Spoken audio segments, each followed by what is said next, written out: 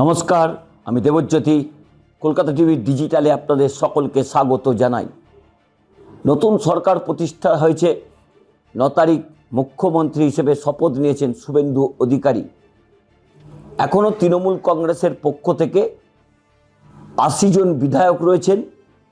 তবু বিধানসভার পক্ষ থেকে বা বিধানসভার সচিব বা বিধানসভার স্পিকার এখনও পর্যন্ত বিরোধী দল হিসেবে তৃণমূল কংগ্রেসকে স্বীকৃতি দেয়নি।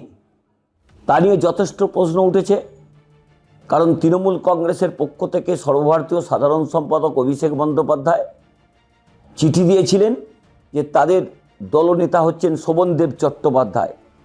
সেই চিঠি বিধানসভার সচিবের কাছে পৌঁছেছিল, কিন্তু বিধানসভার সচিবের কাছ থেকে নাকি যে তথ্য দেওয়া হয়েছে যে দলনেতা হতে গেলে পরিষদীয় দলের অনুমতি লাগবে, অর্থাৎ যে 80 জন বিধায়ক জিতেছেন তৃণমূল কংগ্রেসের টিকিটে, তাদের সই ছাড়া, তাদের চিঠি ছাড়া কোনো মতেই বিরোধী দল তৃণমূল কংগ্রেসকে করা যাবে না।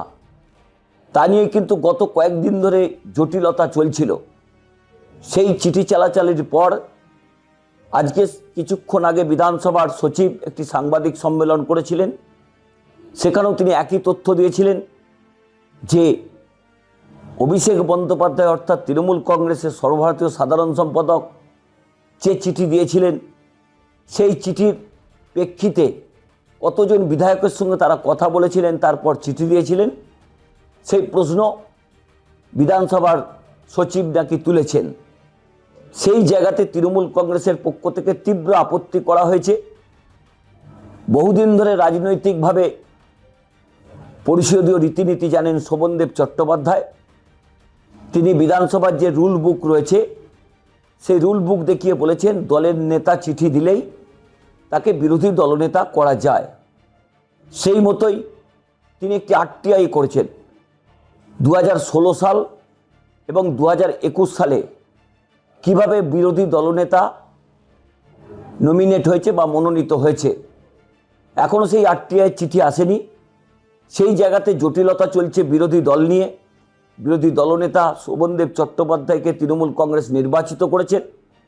সেই জায়গাতে তৃণমূল কংগ্রেসের বেশ কয়েকজন বিধায়ক 30-35 জন তারা বিধানসভার যে বি.আর. আম্বেদকরের মূর্তি রয়েছে সেখানে তারা বিক্ষোভ কর্মসূচি করছেন। তাদের দাবি যে কোনো রকম কারণ ছাড়াই তাদের এই জটিলতা তৈরি করা হচ্ছে। সেখানে তৃণমূল কংগ্রেসের প্রায় 50 জন বিধায়ক অনুপস্থিত। কেউ কেউ বলছে তাহলে কি তৃণমূল কংগ্রেসে গৃহযুদ্ধ শুরু হয়ে গেল। তৃণমূল কংগ্রেসের ব্যাখ্যা হচ্ছে বিধানসভার সচিবের যে চিঠি, সেই চিঠির পরেই যারা কলকাতা এবং শহরতলির এলাকার বিধায়ক রয়েছেন তাদের জানিয়ে দেওয়া হয় যে বিধানসভায় উপস্থিত থাকতে হবে এবং বি.আর. আম্বেদকরের মূর্তির সামনে তাদের বিক্ষোভ কর্মসূচি হবে। সেই মতো শোভনদেব চট্টোপাধ্যায়, কুণাল ঘোষ, অশোক দেব সহ একাধিক বিধায়ক যারা কলকাতা এবং কলকাতা শহরতলিতে থাকেন তারা উপস্থিত হয়েছেন। অনেকেই প্রশ্ন তুলতে শুরু করেছে তৃণমূল কংগ্রেস থেকে কি অনেক বিধায়ক দূরত্ব বাড়াচ্ছেন, তারা কি রাজনৈতিকভাবে ভারতীয় জনতা পার্টিকে বার্তা দেবার চেষ্টা করছেন। তৃণমূল কংগ্রেস সেই জল্পনায় জল ঢেলে দিয়েছেন। তারা বলেছেন শর্ট নোটিশে তৃণমূল কংগ্রেসের বিধায়কদের ডাকা হয়েছে। এ নিয়ে যে প্রশ্ন করা হচ্ছে বিভিন্ন রাজনৈতিক দলের পক্ষ থেকে বা সমাজ মাধ্যমের পক্ষ থেকে তা পুরোপুরি ভুল। কিন্তু হঠাৎ করে তৃণমূল কংগ্রেস আজকে বিক্ষোভ কর্মসূচি করবেন, সেটা হয়তো গতকালের বৈঠকেই তো ঠিক হয়েছিল যে যদি বিধানসভার সচিব তাদের চিঠি না দেন বা তাদের বিরোধী দলের মর্যাদা না দেন তাহলে তারা বিক্ষোভ করবেন। তাহলে কেন এত বিধায়ক সংখ্যা কম হলো? তবে বিধানসভার যে রীতিনীতি অনুযায়ী বিধানসভার স্পিকার হচ্ছেন সর্বোচ্চ ক্ষমতার অধিকারী। সেখানে কোনো আইন চলে না। রুল বুক অনুযায়ী বিধানসভার স্পিকার যেভাবে বিধানসভাকে পরিচালনা করেন তার কথাই একেবারে অনস্বীকার্য। সেই জায়গাতে তৃণমূল কংগ্রেস তাদের বিরোধী দলের আসন পাবেন কিনা বা তারা কোনো চিঠি নতুন করে দেবেন কিনা বা সত্যি তাদের কাছে কি 80 জন বিধায়কের অনুমোদন রয়েছে, সেই চিঠি বিধানসভার স্পিকারের কাছে কবে পৌঁছাবে বা ইতিমধ্যে দেবার প্রক্রিয়া শুরু হয়েছে তা নিয়ে যথেষ্ট জল্পনা চলছে।